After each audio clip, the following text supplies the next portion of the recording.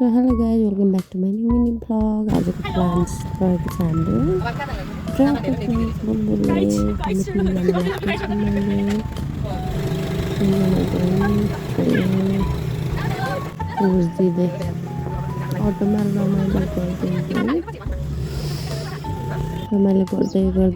रमाइलो गर्दै पुग्यौँ। गाइज अटोबाट झरिसकेपछि हामीले त्यो सामान यति गर्मी थियो गाइज, सामान बोक्दै चौरतिर गयौँ। त्यसपछि हामी रमाइलो गर्दै गाना लाउँदै आफ्नै तालमा काम गर्दै कुरा गर्दै गऱ्यौँ। एकदमै रमाइलो भयो गाइज। आज स्याटरडे, महिनाको फर्स्ट स्याटरडे हाम्रो छुट्टी हुन्छ नि त, महिनाको एकचोटि मात्र हुन्छ। त्यही कारण गाइज अनि दुईजना साथीहरू भेटिनु भयो। फेरि उहाँहरूलाई पनि चिया खान जाऊँ, घर जाने बेला हो कि ठ्याक्कै भेटेको, चिया खान जाऊँ न त भनी गयौँ। त्यसपछि घर जाने बेला चिया खान गयौँ हामी चिया अड्डामा।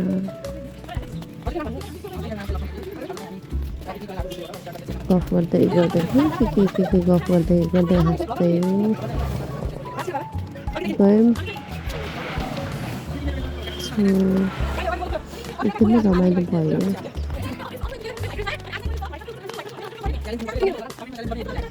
हेरौँ न हामीहरूलाई कुरा गर्दा हाँस्दै रमाइलो गर्दै के कुरा गर्दै हेरौँ न हाँसेको हामीहरू एकदम रमाइलो भयो। त्यसपछि हामी चिया अड्डा पुग्यौँ। त्यसपछि हामी गयौँ भित्र, चिया मगायौँ, चिया खायौँ। एकदम रमाइलो भयो। हाम्रो लास्ट यति नै हो। अनि हामी घरतिर फर्क्यौँ, रमाइलो गऱ्यौँ, भिडियो फोटोसोटो खिच्यौँ एक दुईवटा।